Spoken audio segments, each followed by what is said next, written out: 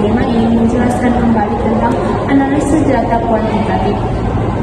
Sebelum itu, kami akan memperkenalkan diri terlebih dahulu. Saya Sandrine Smamora dan Nama saya Nolinda Mutapea, NPM 2201010096. Di sini saya akan menjelaskan mengenai penilaian pengolahan data. Analisis data kuantitatif terbagi dua. Yang pertama, statistik deskriptif dan statistik inferensial.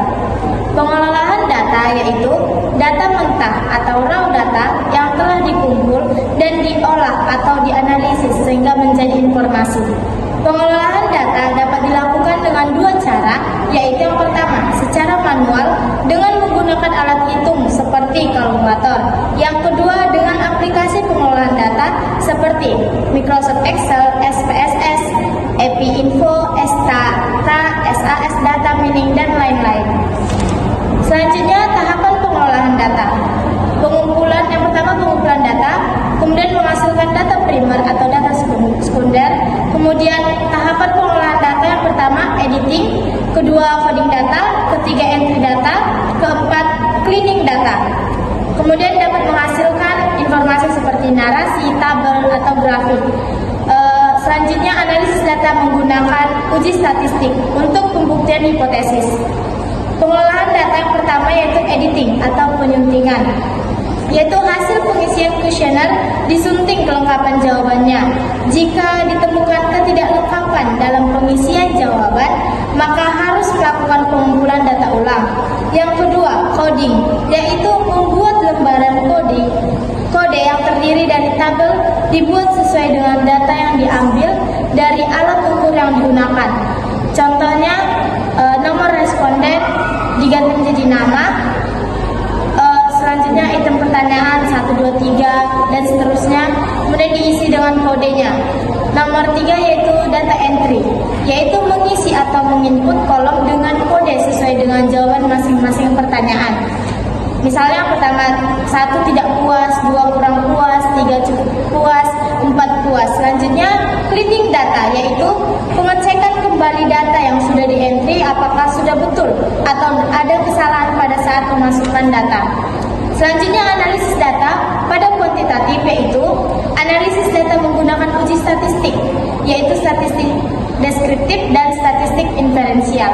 Yang kedua pada kualitatif, yaitu menggabungkan berbagai data kualitatif dari berbagai responden untuk dikumpulkan informasinya. Selanjutnya akan dijabarkan oleh teman saya. Baiklah, selanjutnya itu pada analisis statistik deskriptif.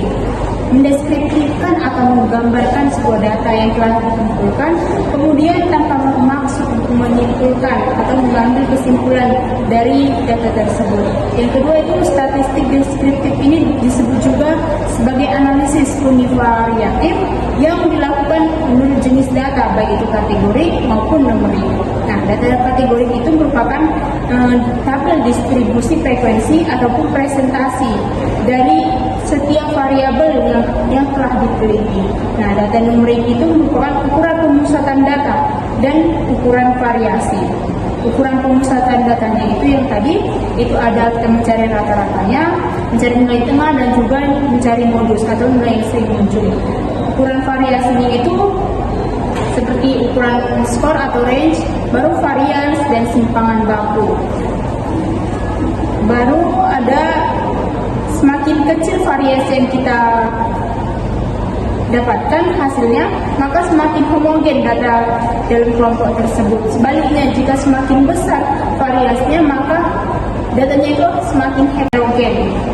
Nah, rumus dalam mencari varians atau varians yaitu S kuadrat sama dengan sigma XI dikurang X bar pangkat 2 per N kurang 1, di mana keterangannya X pangkat 2 itu merupakan varians, XI itu merupakan nilai tiap responden, X bar itu merupakan rata-rata, dan N itu adalah jumlah datanya. Yang kedua itu analisis statistik inferensial, di mana analisis ini adanya upaya untuk mengadakan penarikan kesimpulan dan membuat keputusan berdasarkan analisis yang telah dilakukan. Baru membuktikan hipotesis, kemudian Hipotesis tadi dapat dibedakan menjadi analisis hubungan komparatif dan juga analisis hubungan asosiatif. Nah, yang pertama analisis hubungan asosiatif itu terbagi menjadi dua bagian. Yang pertama variabel bebas dan variabel terikat. Variabel bebas ini atau variabel independen, keberadaannya itu tidak dipengaruhi oleh variabel lainnya. Sedangkan variabel terikat atau variabel dependen ini dipengaruhi oleh variabel lainnya. Selanjutnya pengujian hipotesis asosiatif ini dilakukan dengan cara menghitung dan menguji signifikansi koefisien korelasi.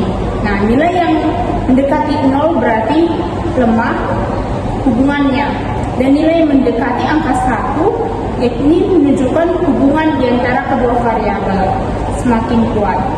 Yang kedua, analisis komparatif, di mana analisis komparatif ini membandingkan antara dua variabel A dan variabel B. Analisis komparatif dapat ditemukan faktor-faktor yang melatar belakangi munculnya suatu perbedaan. Analisis komparasi dapat beberapa jenis. Yang pertama, kelompok berpasangan dan kelompok tidak berpasangan. Kalau kelompok berpasangan itu jika data kelompok yang dibandingkan datanya itu menjadi saling bergantungan. Sedangkan yang tidak berpasangan itu data kelompoknya tidak bergantung satu sama lain. Misalnya variabel X dan variabel Y itu tidak bergantungan satu sama lain. Sekian dari penjelasan dari kelompok 5. Kami pamit undur diri. Terima kasih.